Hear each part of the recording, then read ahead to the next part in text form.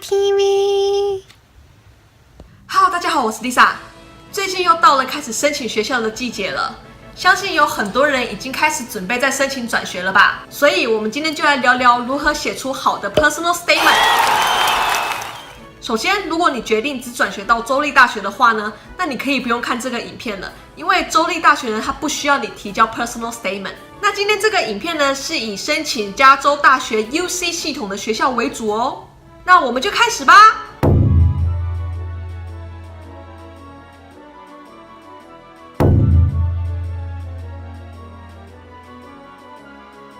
首先，你要写出一个好的 personal statement。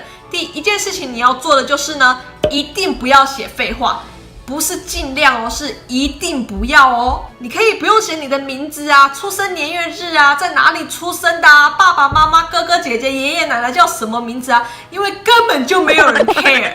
而你的一些基本资料呢，审查员在看你提交的 application 的时候就已经知道了，所以根本就不用写。而且 personal statement 是有限字数的，所以如果你要用这些废话来填的话，相信我，当审查员看完你的 personal statement 的时候呢，他就已经决定不要录取你了。我想他们根本应该不会看完吧。那为了今天这个影片呢，我又回去重新查了一下 UC 的 personal statement 的一些要求，我发现要求变了耶。没想到才2-3年的时间居然就变了，但其实也差不多啦。它跟以前一样，还是分2个部分。以前的2个部分，第一个部分呢是让你写一些你的 background 啊，还有你为什么会想要读这个 major 啊，还有你有没有跟你这个 major 有一些相关的经验或者是经历等等之类的。第2个部分呢，就是写一些你自己的人格特质啊，然后2个部分加起来呢，不可以超过1000字。人家审查员每年都有好几百万的那个文章要看，所以也不能让人家看太多嘛。现在的第1个部分应该也是跟以前差不多啦，就是审查员想要大概的了解一下你这个人，然后你对你想读的这个系有多大的热情。在这里呢，你就可以大概的讲一下你的经验，最好是跟你要读的 major 有关的啦。你可以讲讲你为了读这个 major 你都做了什么准备啊，参加过什么活动之类的啊。文章就看你怎么写啦，当然写得越生动越好啊，这样审查员才不会看到睡着。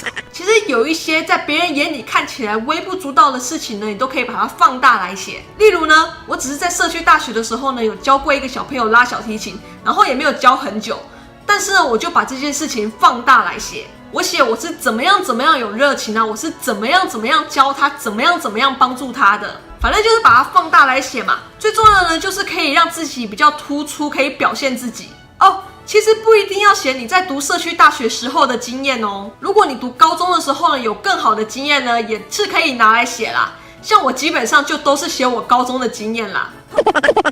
再来呢，现在的第2个部分呢，是他给你7个问题，然后你要从这7个问题里面呢选3个来写，然后每个问题呢不能超过350个字。我大概看了一下，基本上就是一些关于你人格特质的问题。他现在呢就只是把各种人格特质变成问题而已啦。我怎么觉得这样子好像比我以前还要好写的样子？我以前都还要去想都有哪些人格特质，现在呢你就只要从那些问题，然后找出自己的人格特质来写就好了。然后你就要看这7个问题，看看哪个是对你最有利、最能发挥，你就选那3个来写。记得一定要把它写大，就算只是突出一点点，就算只是很微小的人格特质，你一样把它放大来写。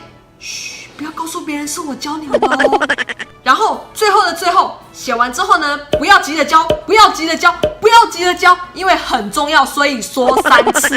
一定要找人帮你看看改改，给你一点意见。你可以去找学校的 counselor 啊，或者是 transfer center 的老师啊，或者是自己的英文老师啊，或者是神人，反正就是要再三确认，直到完美再交。然后文法也是，文法一定要用对的，这是当然的吧？你想想，如果审查员看到你的文章全部都是错误的文法，那他会怎么想？